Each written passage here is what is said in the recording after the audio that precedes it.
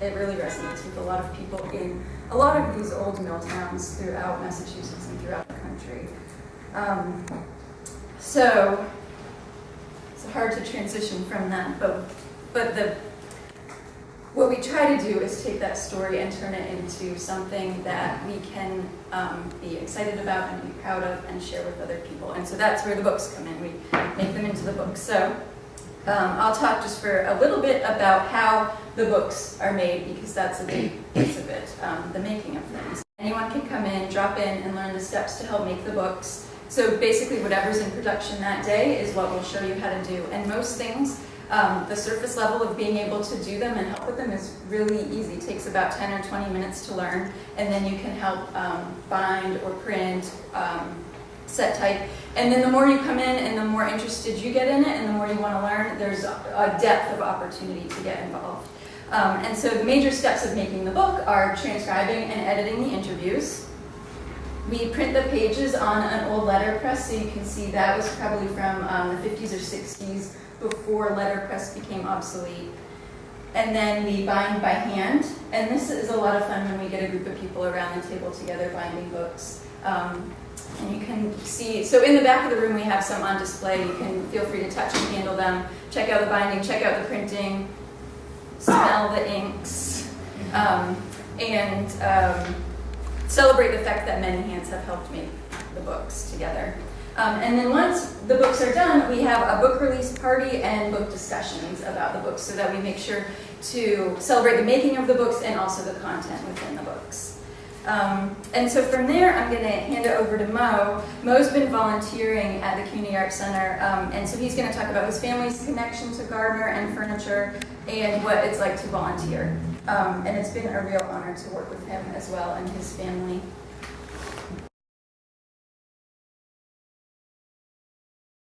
Bear with me. Good afternoon. My name is Dale Lucia, and I am here today to tell you about my working years at Nichols & Stone. I started working at Nichols & Stones in 1975. I was 19 years old, so you can do the math.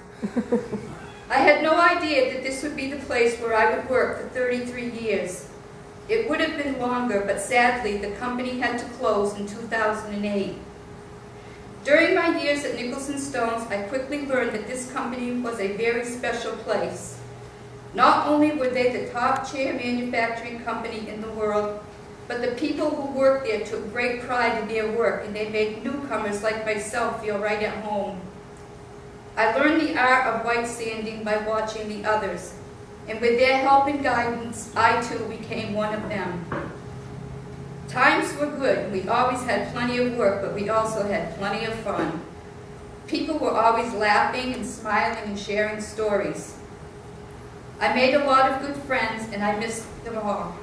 When the company closed in 2008, there was no more laughter, no more smiles, only sad goodbyes.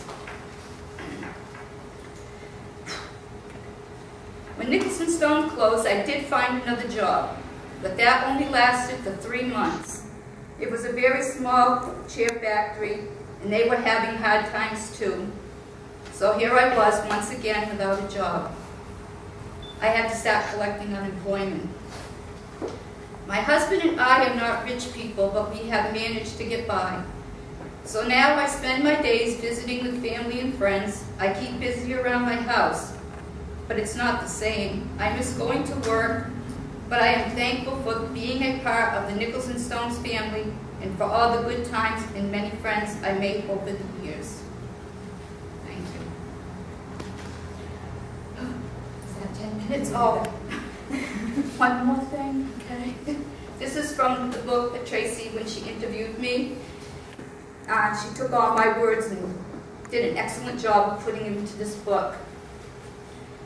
I had my retirement party all planned out for myself. I didn't know who was going to be there by that time, but I had it all planned out. I was going to get my cake, I was going to get my rocker, I was going to have it all. I always thought I'd retire from there, no doubt in my mind. And that's it. That's it. Okay. Thank you.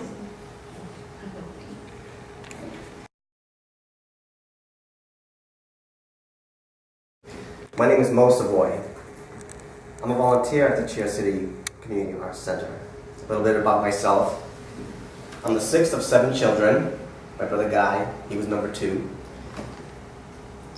My parents immigrated to the U.S. in the early 60s from New Brunswick, Canada, as a lot of Gardner has French-Canadian heritage. I became a volunteer of the Arts Center when I learned that my brother Guy Savoy would be a subject and featured in the Cheer City World History book series. In fact, once my whole family heard about it, we all wanted to get involved into the project. My brother Guy worked at Nichols and Stones for 35 years, from working part-time while in high school until its closing in 2008. We lost Guy suddenly in 2010, and when my family heard about this project, we all wanted to get involved. So it is with great pride that I speak before you today. Anyone and everyone are welcome at the Arts Center to work on these beautifully handcrafted books. There's always something to do and learn. If you don't know how to do it, Tracy or any of the volunteers will certainly show you how. Some of the things that you will learn, as Tracy already mentioned, on any given day, you can set type, and that's hand by hand, letter by hand, letter by letter. You'll apply ink to the rollers, and then at the end of the day, you're going to clean the ink off those rollers from the press. For the adventurous, you can make handcrafted engravings for the illustrations. You'll print the pages from the press, you'll fold the pages, you'll bind the pages to complete the book. And you may even transcribe recorded interviews for the upcoming book. Yet this is more about learning how to make handmade books. It's about the camaraderie you develop with your fellow volunteers. It's about paying tribute to the people who made Gardner great. It's about giving back. Though I never worked in the factories, I'm extremely proud of my blue-collar heritage. I went off to college, and even though I was never the smartest kid in the class, I was always one of the hardest working. I attribute that to what I learned while growing up in Gardner. You worked hard to provide for your family. You lent a hand to anyone who needed it, and you found time to have fun through the good times and bad. Life was not always easy, even when the work was plentiful. But you were grateful for the opportunities that you were given, and most of all, you were extremely proud of the products that you made. Here's a little story in closing. When I was a child, my mother worked for a short time at one of the biggest furniture factories in Gardner, called the Haywood Wakefield Company. The factory overlooked the apartment house we were living in. My mother would tell us that during her breaks, she could see us kids playing in the backyard. My parents eventually bought a house where they lived for many years. After the factory had shut down, the building was converted to an apartment building. The factory was. When my mother's house was too much to keep up, she decided to move into that new apartment building where she once worked. And now she can still see our old backyard. Thank you.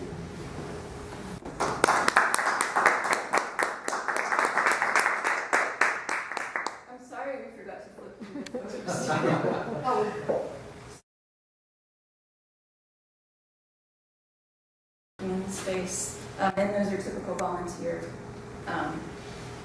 things that you'll see anyone doing here. So I just wanted to talk about why we do this. What are our goals? What do we hope to accomplish? The first thing is that we use stories to make sense of our world. So deindustrialization and its effects are both broad and intimate and are hard to understand and talk about. We define why work, in this case factory work, is meaningful on an individual and community level. And the closing of factories is often talked about as if it's both mysterious and inevitable, and we try to piece together answers to difficult questions about the underlying causes of deindustrialization, about trade and economic policy and redevelopment. Oral history allows you to learn about the perspectives of individuals who might not appear on the historical record or whose perspectives may be overlooked during the planning and implementation of city redevelopment. So we share stories and create a tangible object marking the legacy of furniture workers. By honoring the stories of people in Gardner, it helps us all remember the significance of blue-collar work. We spread these stories in several ways. We give the books to volunteers and donors and furniture workers. They'll also be in the library and museum, the History Museum's archives, and we're looking into digitization to be able to share the stories even further. And the process is an opportunity for community members to collaborate and leaves room for people to talk, remember, problem solve, and envision the future together. We rebuild the community atmosphere in factories that was vital to people's well-being. We bring people together from all walks of life, people who never have set foot in a factory gain understanding of what it was like, and furniture workers regain a sense of pride as they share these stories. People reminisce together and they share pain. We also share hopes for ourselves and our community. There are not very many public spaces where this type of dialogue happens, but it's essential to build a healthy and inclusive community, especially when a community is in the midst of change. And this conference has actually brought us together with Trevor, and so that's a really exciting outcome of this, and looking forward to working more closely with him, sharing stories and that sort of thing. So I think, am I okay on time? You're great on time. Okay, great. So in closing, this region is full of people who know how to make things. They take great pride in the craftsmanship and quality of the things they make. They have found meaning in assembly line processes that are generally mistaken for mindless. They have high standards that they strive to surpass, and they expect that of others as well.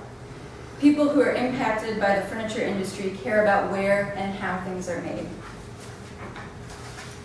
Someone from Gardner will, without thinking twice, flip over a chair in the doctor's office to see where it was made.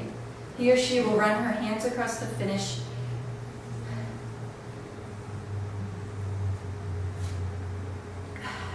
and know immediately whether a piece of furniture was made with care and skill or not. And that's significant. If I had to name just one thing I learned while working at Nichols and Stone, it's that people around here can pick up the pieces and build something meaningful. Most of Gardner's residents are more comfortable with heirlooms than throwaways. They believe in passing something down for generations. This region believes in hard work and helping each other out. People here understand collaboration. All of these qualities and values are distinctly working class and distinctly Gardner.